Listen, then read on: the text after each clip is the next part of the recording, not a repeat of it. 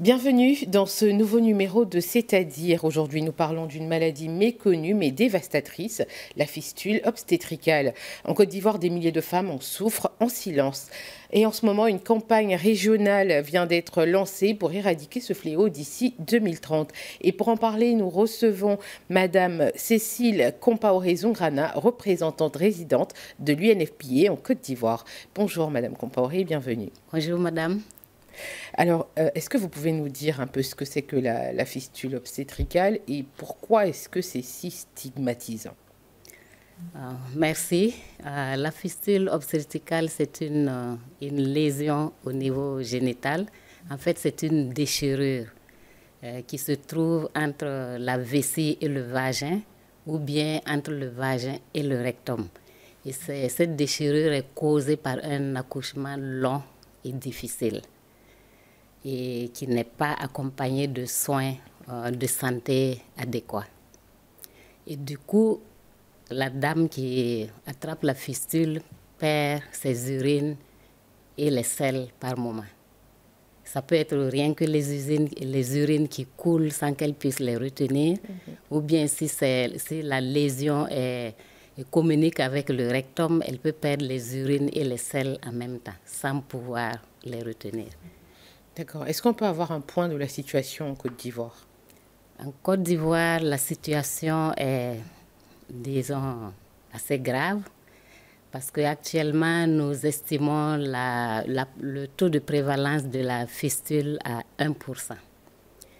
Ceci est calculé sur les femmes qui ont l'âge d'avoir des enfants, les femmes en âge de procréer de 15 à 49 ans. Et ce sont les données de l'EDS, Enquête démographique et de santé, qui nous donnent ce pourcentage-là parce que la question a été posée pendant l'enquête. Et quand on rapporte ce taux de 1% à la population des femmes en âge de procréer, ça nous donne un total de femmes d'environ 74 000 qui sont en attente d'être opérées et qui vivent actuellement avec la fistule obstétricale. C'est énorme. Oui, sans compter que chaque année, il y a environ 250 à 500 femmes nouvelles victimes de fistules qui se rajoutent à ce stock-là. D'accord. Alors, vous avez justement, par rapport à ça, lancé une campagne. Quels sont les grands axes de cette campagne? C'est une campagne à 3 volets, mais je dois d'abord dire que la campagne s'intègre dans une campagne globale que l'UNFPA a lancée avec ses partenaires depuis 2003 pour éliminer justement la fistule obstétricale de la terre, du monde entier. Mais la fistule se vit majoritairement en Afrique au sud du Sahara et puis en Asie. Et pour contribuer à cette campagne, chaque pays est invité à avoir sa stratégie qui s'aligne bien sûr à la stratégie globale. Et nous avons une stratégie régionale au sein des pays de l'Afrique de l'Ouest et du Centre. Et la Côte d'Ivoire a également sa stratégie qui s'aligne à cette stratégie-là. Et pour contribuer à enrayer la fistule obstétricale en Côte d'Ivoire, nous avons lancé cette campagne sous le leadership du ministère de la Santé, du ministre de la Santé et de la ministre de la Femme et le haut patronage de la présidente du Sénat pour développer des activités intensives pendant un temps donné pour sensibiliser au maximum la communauté, les partenaires, les médias, les réseaux de femmes, de jeunes et ainsi de suite, toute la communauté par rapport à la fistule obstétricale. Et la campagne a 3 volets. Le premier volet consiste à organiser une mission opératoire, c'est-à-dire qu'on recherche les femmes qui vivent avec la fistule. C'est une recherche active parce qu'elle ne se présente pas spontanément. Voilà. Et on les examine et si la fistule est avérée, on les opère. Et la mission opératoire a commencé depuis le 12 mai. Elle s'est terminée hier et nous avons réussi à opérer 169 femmes qui vivaient avec la fistule. Le deuxième volet de la campagne, c'est une conférence de partage d'expérience. C'est une conférence régionale. Il y a 10 experts chirurgiens qui sont venus de 10 pays de la sous-région pour venir prêter main forte aux chirurgiens ivoiriens pour pouvoir opérer ces femmes-là que nous avons pu identifier. Il faut dire que nous avons besoin de ces experts parce que c'est beaucoup de travail. Une opération, quand c'est sur un cas complexe, peut durer jusqu'à 4 heures, sinon même plus. Donc, la campagne opératoire est terminée hier et aujourd'hui, nous avons commencé une conférence de partage de connaissances qui va durer 2 jours. Donc, tous ceux qui ont participé à la campagne opératoire se retrouvent dans la conférence pour partager leurs expériences. Nous avons aussi invité des spécialistes et puis des partenaires venant des 23 pays de la sous-région, niveau directeur de la santé, secrétaire généraux, directeur du ministère de la Femme pour contribuer à ce partage d'expériences-là.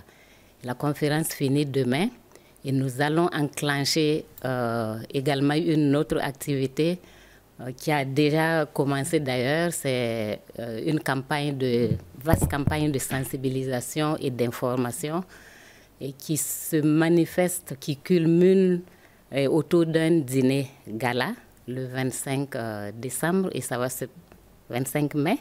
Ça va se passer à l'espace Latry. Et la campagne de sensibilisation, d'information et de mobilisation de ressources, nous la prévoyons jusqu'au 31 décembre. D'accord, 2025. Voilà, 2025. Et tout ceci sous le leadership des 2 ministres et le haut patronage de la présidente du Sénat. Et nous espérons pouvoir mobiliser 1 milliard de francs CFA pour opérer 1000 femmes. D'accord. Ça a l'air colossal, mais si on compare les 1000 femmes à ceux qui restent, qui attendent d'être opérés, c'est une œuvre, c'est comme une goutte d'eau dans la mer. Très bien. Alors, à côté des interventions chirurgicales, comment vous accompagnez ces femmes-là?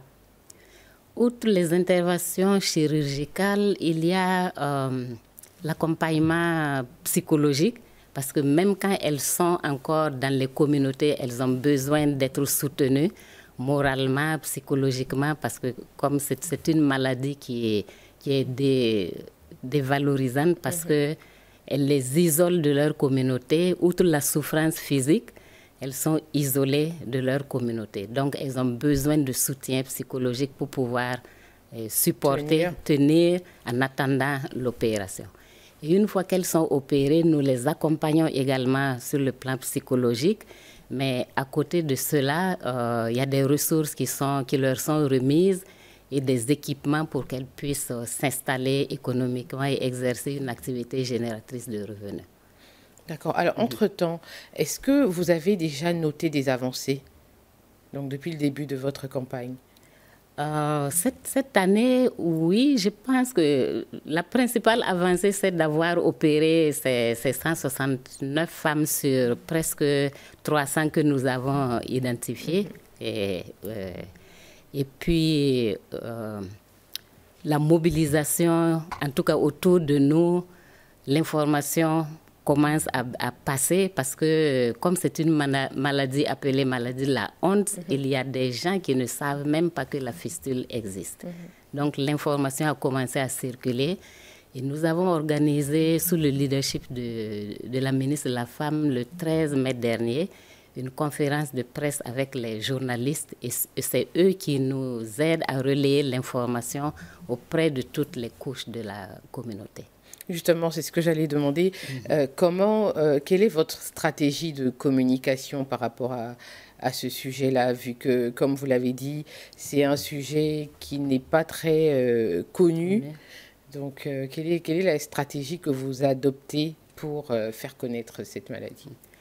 Disons que c'est une stratégie holistique. Nous avons identifié des populations cibles, à commencer à la base au niveau de la communauté.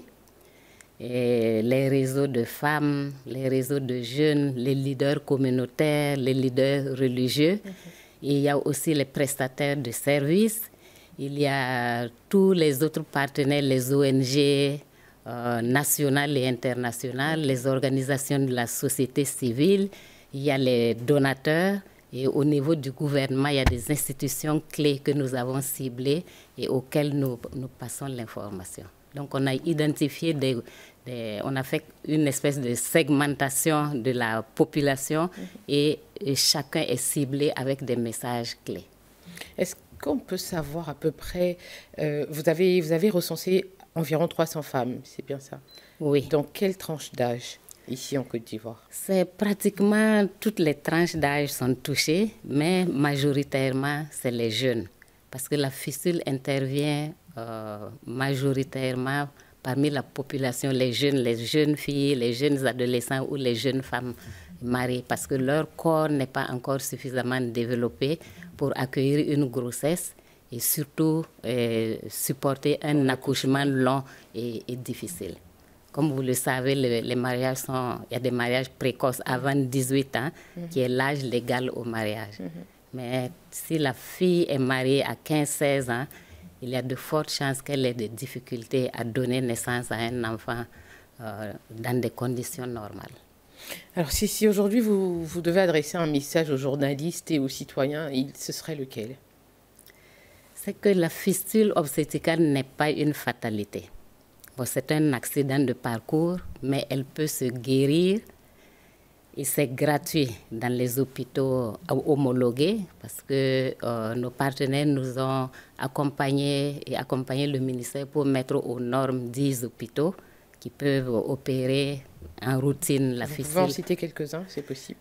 Disons Boaké, Korogo, Ma, Gagnoa, Bondoukou et l'hôpital Saint-Jean-Baptiste de Bodo, mais il y a aussi l'hôpital mère-enfant de Bingerville. Oui. D'accord.